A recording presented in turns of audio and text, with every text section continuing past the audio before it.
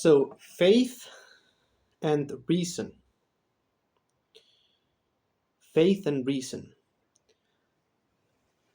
This is a very interesting topic because in the West, faith and reason is always so divided, right? Like, for example, I was watching a video the other day about a dispute between Goethe and Hegel, right? Right? Goethe and Hegel, they were arguing about. So the thing is about the existence of God or the nature of God. I don't remember the video, what the video was. I'm gonna put it in the description of the video so you can watch it yourselves. But it was something like that Hegel wrote a proof of God, of why God exists, or why God is a certain way, or something like that. And then Goethe, he was a very smart man, very well learned man. Goethe. I don't know if I'm saying it correctly. Again, he said that this is pointless. Like this is outdated, and also you cannot prove God. You shouldn't understand God. Like it's futile. Like there's like no connection between reason and religion, okay, or God or faith. These are two different things, and I disagree. Okay, this was a very short video. I haven't read the essay or the letter or whatever thing Goethe wrote stating that, so I don't know exactly. Maybe we both agree. Maybe he was saying something closer to what I am going to say, and not what I understood from the video. But the thing is that there's always this like separation between faith and reason. Another one of these is in Thomas Aquinas. Tomás de Aquino, we say in Spanish. I'm not an expert in him, and also I'm not an expert in him either. So maybe I'm wrong. Maybe what I'll say is not exactly correct, but please correct me if I'm not saying it in a very correct way. And if I can read something to stray away from my ignorance, please share it in the comments. So he has a book called, like, an opus, super work he made. It's called Summa Theologica. And so what he tries to do is like he tries to approach God, the Christian God particularly, the Catholic God particularly, in a very rational, systematic way. And he kind of achieves it, right? He kind of gets to many interesting things. But one of the things he encounters in his journey is that it's the Trinity, right? It's a normal dispute between Catholics, I mean Christians in general, and Muslims. It's about the Trinity. Like, how is it possible that God is one, but it's also three persons, but these three persons are distinct persons? Like, they're not like the same as each other, but at the same time they're one thing. And Jesus, Prophet Isa alayhi salam, he is God and man at the same time. So he kind of knows everything, but he doesn't know everything. But he's kind of weak, but he's kind of ultimately strong because he's God, all powerful. And so this is just a mystery, he would say, right? This is just a mystery. And we should not dwell on that. We should not think too much about it. And I think that's not a good approach. But at the same time, it's almost inevitable that you'll find things like that in religion in general. Even in Islam, you can find things like that. For example, in Islam, there is in Catholicism, they also have this. I mean, so again, this channel is not about Islam and stuff. It's about what I see the world is about, and I try to talk about everything in a very open manner, right? Let's remember, I'm a psychologist, I'm a thinker, I'm a Muslim, right? but I've been in the existential part, atheist part, and I'm also now I'm a religious person and think about God on a daily basis, right? And try to put my trust in Him. And so I have like both worlds I'm trying to. And many things I'll discuss about religion are not just Islam, right? It's more general. So I think if you're a Catholic, if you are an atheist, knows about this stuff, if you're an evangelist, if you're a Jewish person, if you're any other religion anyway, you can benefit from what I'm going to say anyway. So please stay, even if you're not a Muslim, please stay and listen to what I have to say.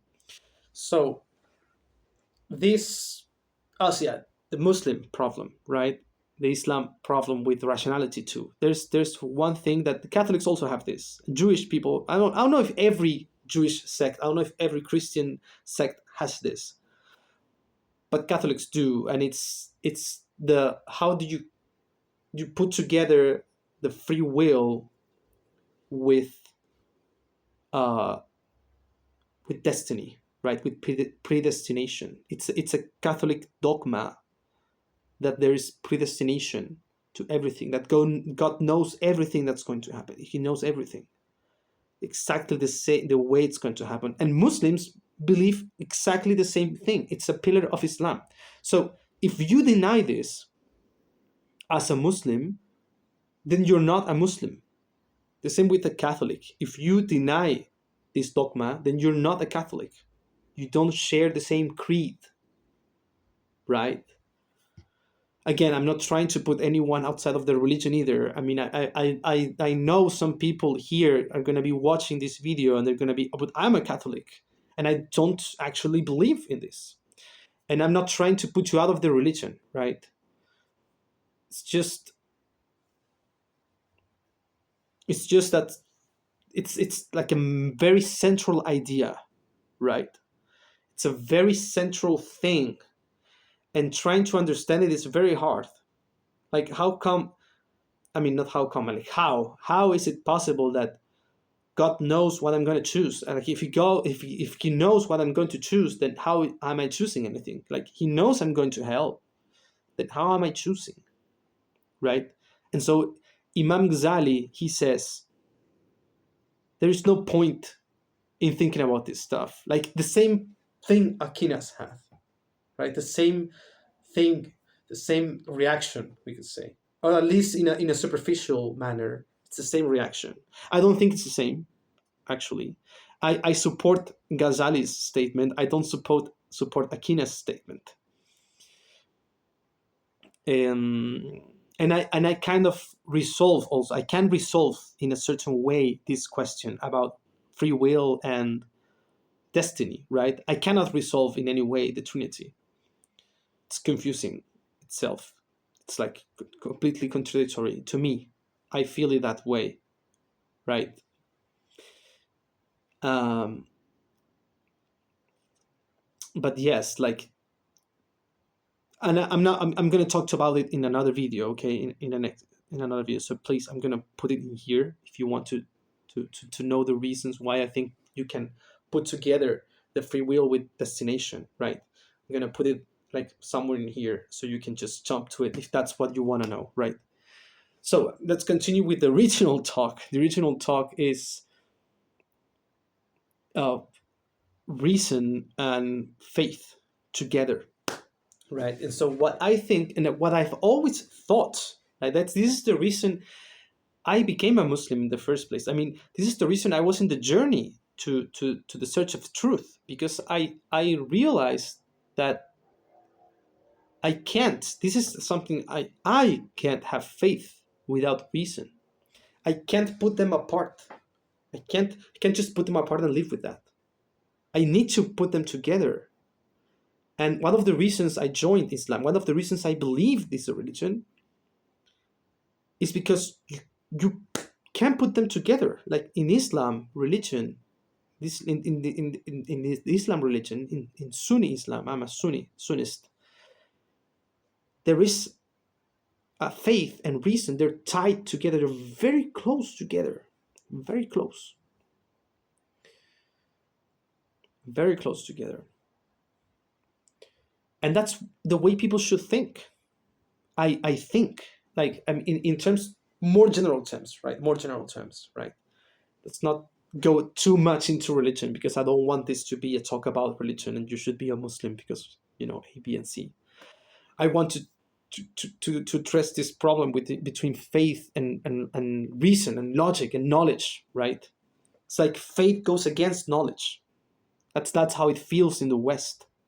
Like in America, at least. I don't know if this is real in actual America. I don't think it is. I've met very smart, educated Americans who are religious, right? The best Americans I've met are religious, even though they're Catholics. And it don't matter if they're Catholics or Mormons or whatever, but they are religious people. They're people that are very caring in their connection with God, right? And I think they're in that religion because that's the best they know, right? It's not because they don't care. It's because they know this is important. Maybe they're not completely agree with everything they learn from these religions or these communities, but they still feel it's important to try to connect with God in some other way, right? And so they go through with it. They stay with these religious groups. And the most amazing Americans I've met, I've befriended, are like this. They're religious. And but the media. Let's talk about the media. Let's talk about television. Let's talk about movies, right? Let's talk about Twitter, right? Let's talk about YouTube. Let's talk about memes, right? There's this broad, very extended idea through media. It might not be real from people, but through media, there's very extended, it's very propagated, this idea that the more religious you are, like this, the stupider you are. Like there's like a negative correlation between belief and intelligence, between belief and knowledge. There's like, the less knowledgeable you are, the most likely you're a religious person, and the other way around. The more knowledgeable, the more educated, the more intelligent, the more logical, the more, whatever those lines you are, less faith you have, right? And I totally disagree with that. It shouldn't be that way. The other way around. These two things should be the same. These two things should be exactly the same.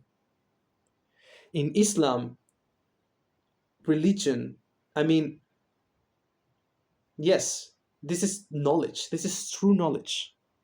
When we talk about God, Allah, as we say, when we talk about Allah, that is true knowledge. And if you think about it, by definition, of course, it makes so much sense. We talk about God, I'm not talking about Allah. I'm talking about God in general. Like when people say God, the Abrahamic God, the God of Ibrahim, alayhi salam, the one true God, the most powerful, the unique one God that controls everything, who's the creator of everything, who is the owner of everything, who is, the eye in the sky that looks everything, that knows everything, past, future, present, that is present in those three times at the same time. He's past, future, present at the same time. That created everything, that make the rules of everything. Knowing that being is true knowledge. And I totally agree. It makes so much sense. Doesn't it? Don't you think? It makes so much sense. Like if you put it that way, of course, this is true knowledge. So why are we so... And the thing is that people who are atheists, people who are like, they're usually so eager to deny God, but they don't actually have a basis for it. Because the smart atheist knows. In general, the smart person knows God is not actually provable and not actually disprovable. I mean, you cannot make a mathematical proof of God, right? mean, of course, you can define certain things like, well, there should be a first motor, right? But that proof is very small compared to what God actually is. Like, for example, Spinoza proved God. He did. In his book Ethics, he proved God. But God to him is like a substance where everything emerges from. Does it have intention? Does it have intelligence? Does it create with a purpose? I don't know.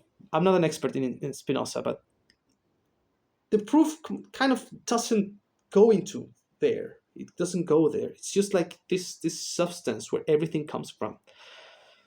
There has to be, and he makes certain statements, certain definitions, propositions, and then he goes, "This is because this, and then you can prove this by this, and then you can say this by this." That just God exists, but God is not like the powerful God. It's just like a substance that created everything, where everything comes from. And so it's like a pantheistic point of view. They say like everything is God, like we are God, everything's God. So it's not the same, right? And that's how far logic can take you, right? In terms of proving him, right? And again, disproving him is not possible, right? Because God is invisible. God is not part of this world. Like you cannot prove something doesn't exist unless there's like a reason he shouldn't exist. And what reason do you have that tells you God shouldn't exist? Like there's no way he exists. What? There is none. So how can you deny he exists? And so you could think about it this way, like looking for God is looking for truth. Because again, if God is this being that created everything, that made the rules of everything, that can change everything like this with his will, then the truth is equivalent to him. And that's actually a Muslim. In Islam, that's one of the names of Allah. Al-Haq, the truth. Al-Haq. Like, if you say Al-Haq, the truth, that's God. It's the same thing. Like if when you find something and this is the way, this is the right thing, this is the answer, you found God. That's what you just did. I mean, not in his entirety. You found a piece of him. And that's how you merge knowledge and faith together, right? That's how you do it. And and everyone should do it, I think. Everyone should do it. Like, cannot live in a world where everything is just like, And for what reason? Like, okay, I'll say, until this point, it sounds like it's advantageous to believe in God.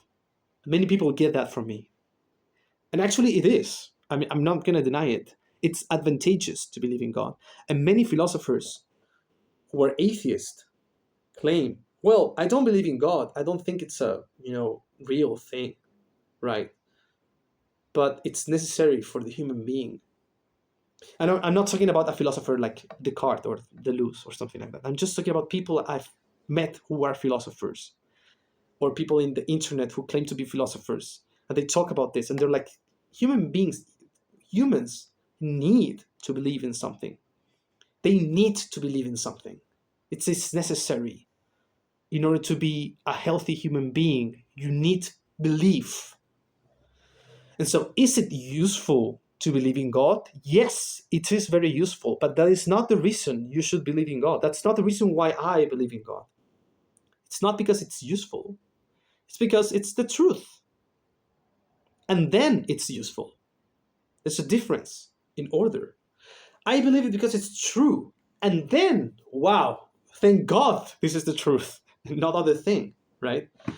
And, well, I tell you, God is the truth. God exists, right? And I cannot prove it to you now.